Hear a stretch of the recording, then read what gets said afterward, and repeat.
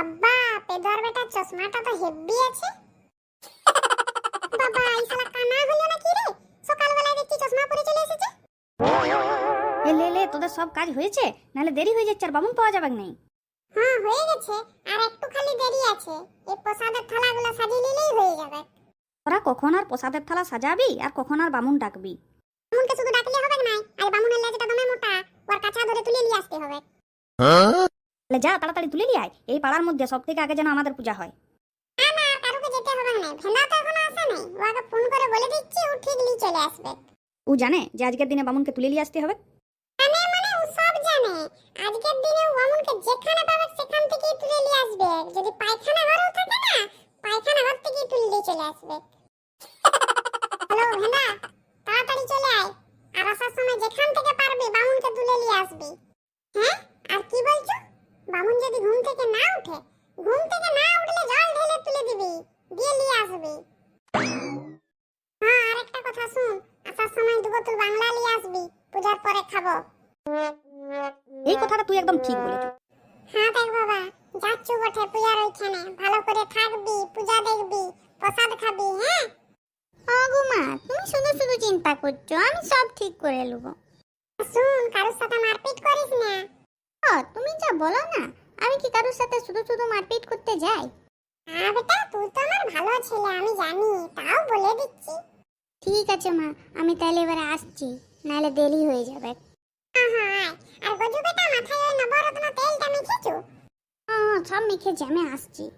ঠিক আছে তাহলে আমিও যাই, আমার ঘরে অনেক কাজ আছে। ও মা, আমাকে 50 টাকা দাও, আমি ঠাকুর দেখতে যাব। এ বাবা, এখন কি রে গজু বেটা? এখন তো তুই খালি পূজা দেখতে যাচ্ছু, রাত্রে বেলায় ঠাকুর দেখতে যাওয়া। তখন তো আমিও সাথে যাব, আমি কিনে দেবো। না, আমি মা বাবার সাথে আর ঠাকুর দেখতে যাব না, আমি বড় হয়ে গেছি। আমি আমার বন্ধুদের সাথে যাব, তুমি 50 টাকা দিবে, আমি জানি না। আচ্ছা ঠিক আছে বেটা, এখন যা পূজা দেখতে, তারপর রাত্রেবেলা আমি তোকে 50 টাকা দেবো। ঠিক আছে, আস্তে আস্তে যা তাইলে, আমিও যাই। ইসালা, এটা গজা নয়? হ্যাঁ, গজাই বটে, গজা ছাড়া আর কে মাথায় এক মাথা তেল নেই। এ বাবা, ভেন্দা দাদার সাথে দেখা হয়ে গেল। এবারে ভেন্দা দাদা যদি আমাকে বকে। কি রে গজু, সকাল সকাল চান টান করে কোথায় যাচ্ছু? তুমি জানো না, আজকে বিশ্বকর্মা পূজা, আমি পূজা দেখতে যাচ্ছি। আরে ব্যাপারটা কি? এবারে তো তুই একবারও প্যান্ডেলের ধারে কাছেও আসিস নাই, আর চাঁদাও দিস নাই। আমার মা এবারে তোমাদের সাথে পূজা করতে বারণ করেছে, আমি অন্য দলের সাথে পূজা করছি। কেন কেন আমাদের সাথে পূজা করতে বারণ করেছে কেন? আমার মা বলছে আগের বছর আমি 100 টাকা চাঁদা দিয়েছিলাম তোমাদেরকে, তোমরা একটু প্রসাদও দাও নাই, কিছুই নাই। সেই টাকাটাই তোমরা মদ মাংস ফিস্ট করলে, কই আমাদেরকে তো কিছু দিলে নেই, তাহলে আর তোমাদের সাথে আমি পূজা করবো না। বাবা, আগেরবার একটু প্রসাদ দিনি বলে আর এবারে তুই আমাদের সাথে পূজা করবি? হ্যাঁ, এটা আবার কি কথা রে? হ্যাঁ, লোকে চাঁদা দেয় পূজা করার জন্য, প্রসাদ খাওয়ার জন্য কি? আর তাছাড়াও পূজায় কত খরচা তুই জানিস? তুই ছোট ছেলে, তুই এইসব বুঝবি না। আমি না বুঝলে কি হবে, আমার মা তো বুঝে। তোর মাও বুঝে না, তোর মা শুধু শুধু পাকামি মারে। লে লে, এবারে কর, এবারে প্রসাদ দেবো, অনেক ফল মিষ্টি আনা হয়েছে। না, আমি আর তোমাদের সাথে পূজা করবো না, আমার অন্য জায়গায় চাঁদা দেওয়া হয়ে গেছে। কি হয়েছে তো কি হয়েছে? ওইখানেও প্রসাদ খাবি, এখানেও প্রসাদ খাবি। এবার আমাদের বেশি চাঁদা লয়, 200 টাকা করে দিয়ে দে তাড়াতাড়ি। না, আমি বলছি না আমি তোমাদের সাথে পূজা করবো না, তাও সে বারবার এক কথা বলছো।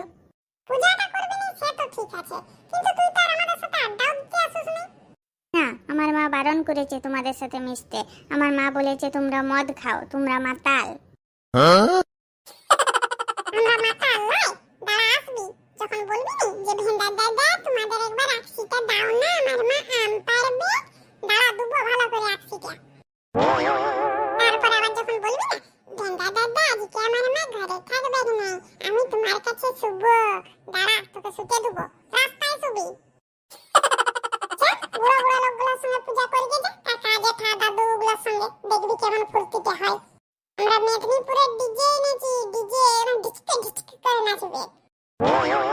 আর রাত্রেবেলায় মাটন বিরিয়ানি, এই বড় বড় নলির পিস। আসবি শালা, বন্ধটা শুদ্ধ লিখতে দেবো না। হ্যাঁ রে, তুই এখানে কি করতে এসেছু?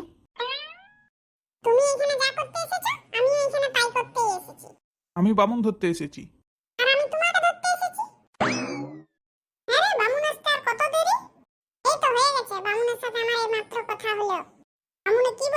উঠেছে ঘুম থেকে? হ্যাঁ হ্যাঁ উঠে গেছে, চান টান রেডি সব হয়েও গেছে। তাহলে তো দেরি হচ্ছে কেন? তারা বামুনে বললে একটু মুতবো, তো মুতে এলে তারপর যাবে। অত মুততে টুততে হবে না, দেরি হয়ে যাবে। বলে দে যেমন একটা প্যাম্পাস করে লই। এই ফোনটা রাখ রাখ, খানিক বামুন এসে গেছে। ঠাকুর মশাই এসে গেছেন, চলুন চলুন আমাদের পূজাটা করে দিবেন। কোনো মগের মুলুক নাকি? আমাদের পূজা আগে হবে, প্রতি বছর আগে হয়, এবছরও আগে হবে। ঠাকুর মশাই ওদের পূজা পরে হবে, আমাদের পূজাটা আগে করবেন, চলুন। শুনো, তোমরা এক কাজ করো, তোমরা দুজনের মধ্যে আগে ঠিক করে নাও যে কাদের পূজাটা আগে হবে, আমি তার সাথেই যাব। ফালতু ফালতু সময় নষ্ট করার মতন সময় নাই, আজকে আমার অনেক কাজ। জিজ্ঞেস করবো মানে? জিজ্ঞেস আবার কি করবো? আপনি আমার সাথেই যাবেন? না আমার সাথে যাবেন। আমার সাথে যাবেন? না আমার সাথে যাবেন। পালাও, ওইখানে বকছে বকুক, আমি তুলে নি পালাই বামুনকে। আমি পড়ে গেলাম রে, নামা রে নামা। করুক আর যাই হোক, বামুন আগে আমি নিয়ে যাবো। না না, সে পড়ুক, হাত ভাঙুক, পা ভাঙুক, যা হবার হোক, বামুন আগে আমি নিয়ে যাবো। হ্যাঁ রে, তোরা যা করছু, পড়ে গেলে হাত পা আর ভাঙবে নাই। আমি বাঁচবো না না বাঁচবো তারই ঠিক নাই, তার পূজাটা করবো কি, ছাড়।